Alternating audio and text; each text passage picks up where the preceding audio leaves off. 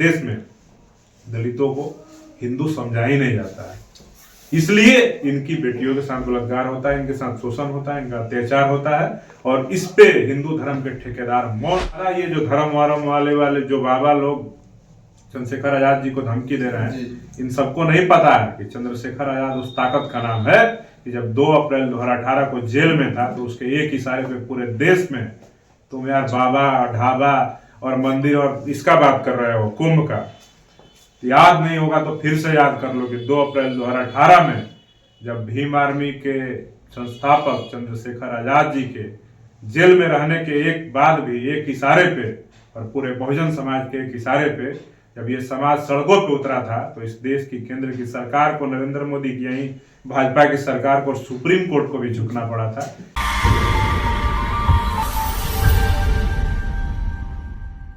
तो तुम दलित की बेटी सुंदर होती है इसलिए रेप थोड़ी होता है। किसी ब्राह्मण की बेटी से, किसी राजपूत की बेटी से, किसी लाला और भूमिहार की बेटी से सुंदर तो किसी चमार दुसार धोबी पासी मुसर की बेटी नहीं होती है। लेकिन ये बताइए ना कि कैसे बलात्कार हो रहा है।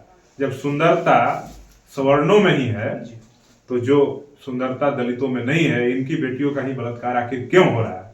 यानी मानसिकता है ना कि ये छोटी जात के लोग हैं, चमार दुसार धोबी पासी मुसहर, जिसकी बेटी को बलात्कार कर देंगे, थाना पे जाएगा तो दरोगा मेरा रिश्तेदार है, मेरी जाति का है, डीएसपी एसपी और बड़े बड़े पदाधिकारी मेरी जाति का है, हमको बचा लेगा, मेरे पास पैसा है, हम बच जाएंगे, इसको मैनेज कर लेंगे, केस नहीं करने देंगे, डरा देंगे, धमका देंगे, गोली बंदूक दिखा देंगे, डर जाएगा। इसलिए बलात्कार हो रहा है छोटी जाति समझ करके, न कि दलितों की बेटी सुंदर होती है इसलिए बलात्कार हो रहा है। सुंदरता तो हमने देखा है कि अब जितना भी होता है कि दलितों की बेटियों से ज्यादा सुंदर ब्राह्मणों की, भूमिहारों की और तमाम जो स्वर्ण जाति है उनकी महिलाएं और बेटियां होती है। लेकिन बलात्कार सिर्फ और सिर्फ दलितों की बेटियों का, महिलाओं का हो रहा है। इससे प्रतीत होता है कि इस देश में दलितों को हिंदू समझा ही नहीं जाता है। इसलिए इनकी बेटियों के साथ बलात्कार होता है, इनके साथ शोषण होता है, इनका अत्याचार होता है और इस पे हिंदू धर्म के ठेकेदार मौन रहते हैं। तो ये सीधे तौर पे प्रतीत होता है कि तुम हमको हिंदू समझ ही नहीं रहे हो, तो हम काहे हिंदू बनने के लिए मरे जा रहे हैं। बाबा साहब ने हम सबको एक रास्ता बताया था 1956 में। उस रास्ते पे इस देश का अनुसूचित जाति जनजाति समाज, पिछड़ा अति पिछड़ा वर्ग आने वाले समय में उसी रास्ते को अपनाएगा जो 14 अक्टूबर 1956 को बाबा साहब डॉक्टर अम्बेडकर ने बौद्ध धर्म की दीक्षा ली थी।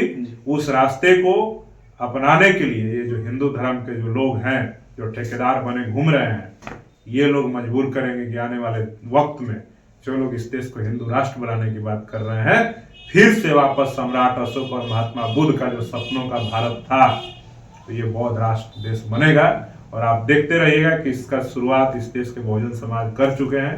और ज्यादा ये जो धर्म वाले जो बाबा लोग चंद्रशेखर आजाद जी को धमकी दे रहे हैं, इन सबको नहीं पता है कि चंद्रशेखर आजाद उस ताकत का नाम है कि जब 2 अप्रैल 2018 को जेल में था तो उसके एक इशारे पे पूरे देश में तुम यार बाबा ढाबा और मंदिर और इसका बात कर रहे हो, कुंभ का।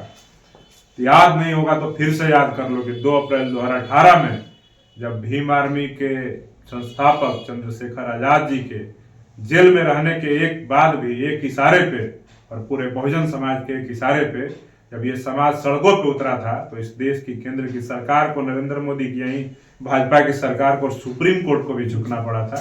ये तुम्हारे फर्जी ढोंगी बाबाओं से हम लोग डरने वाले लोग नहीं है और हमको डराओ मत, नहीं तो जिस दिन इशारा हो गया ना तो हमको लगता है कि 14 अक्टूबर 1956 बाबा साहब ने जो नागपुर में किया वो पूरे देश के हर शहर में, हर नगर में देखने को मिलेगा। इसलिए हिंदू धर्म के ठेकेदारों जरा आराम से भीम आर्मी, बाबा साहब अम्बेडकर, चंद्रशेखर आजाद जी के मानने वाले और चंद्रशेखर आजाद जी को धमकी देने से पहले, बहुजन समाज को धमकी देने से पहले जरा होशियारी से काम लो, समझदारी से काम लो। नहीं तो मुझे लगता है कि तुम अपने हिंदू धर्म को खत्म करने के लिए तुम लोग ही रास्ता बता रहे हो कि कैसे खत्म किया जाएगा। ब्रिजभूषण का बयान आया, चंद्रशेखर जी के जो बयान है उस पर आया है। वो कह रहे हैं कि जो चंद्रशेखर नई निवली दुल्हन है और वो बाद में दिखा दिया जाएगा, जो वो माने उनको अभी नया है उनको दिखा दिया जाएगा। ब्रिजभूषण सिंह को तो मोदी जी दिखा दिए, बड़ा पहलवानी का दम भरते थे, कहते थे कि दबदबा था, दबदबा है, दबदबा बना रहेगा। तो उनका दबदबा मोदी जी तो ठंडा कर दिए। कौन है मोदी? नरेंद्र मोदी की गुलामी कर रहे हो। कौन है? बहुत बड़ा हिंदू तो नहीं है वो भी पिछड़े वर्ग से आता है। उसने तुम्हारे दबदबा को ठंडा कर दिया। तुम कह रहे थे कि नहीं हम ही लड़ेंगे, मोदी बोला कि नहीं तुम नहीं लड़ोगे, वहां पे सीट बदलो और तुमको नहीं लड़ने देंगे, तुम्हारा परिवार का दूसरा कोई सदस्य लड़ सकता है, तुम नहीं लड़ोगे। तो इसकी औकात तो बृजभूषण शरण सिंह की औकात नरेंद्र मोदी ने दिखा दी है। और ये चंद्रशेखर आजाद से भिड़ने की बात कर रहे हैं और समझाने की बात। तो देखिए ये समाज अब जागरूक हो गया है। अब वो दौर नहीं रहा कि आप किसी को डरा देंगे और धमका देंगे और हम मौन हो जाएंगे। ये समाज में पैदा हुए लोग उधम सिंह जैसे लोग हैं, इस समाज में बाबा चौहरमल जैसे लोग हैं, इस समाज में भीमा कोरेगांव का इतिहास है। आपको याद होगा कि भीमा कोरेगांव में क्या हुआ था। तो जो लोग चंद्रशेखर आजाद को धमकाने का काम कर रहे हैं वो कान खोल के सुन लें कि जरा होश में रहें, नहीं तो जरूरत पड़ी अगर एक खरोच भी आ गई चंद्रशेखर पे तो मैं कह रहा हूं कि जहां के रहने वाले हो वहां घुस करके इस देश के बहुजन समाज के लोग भीमा कोरेगांव के इतिहास को दोहराएंगे। और फिर जैसे यही इसी हिंदू धर्म में कोई थे सुने कि परशुराम क्षत्रिय विहीन कर दिए थे धरती को, फिर पता नहीं कहां से ये लोग आ गए, कई बार कर दिए, कई बार किए। तो हम ज्यादा उसमें नहीं कहेंगे। फिर जब क्षत्रिय विहीन हो गया तो फिर ये लोग आ कहां से गए? तो जब आ ही गए हैं तो हम कह रहे हैं कि फिर से आप हम लोगों को भीमा कोरेगांव का इतिहास दोहराने का मौका मत दो। परशुराम के विहीन करने पे तो तुम बच गए, लेकिन भीमा कोरेगांव का इतिहास दोहराने पे मुझे नहीं लगता है कि बचने का कोई गुंजाइश है। बहुत बहुत धन्यवाद, शुक्रिया। तो हमारे साथ अमर ज्योति जी हैं और इनसे बात हुआ उस मैटर पर जो कुंभ के मेले में चंद्रशेखर आजाद जी का जो बयान आया था उस पर इन्होंने बचाव करते हुए बहुत सारी तमाम बातों को लेकर इन्होंने रखी।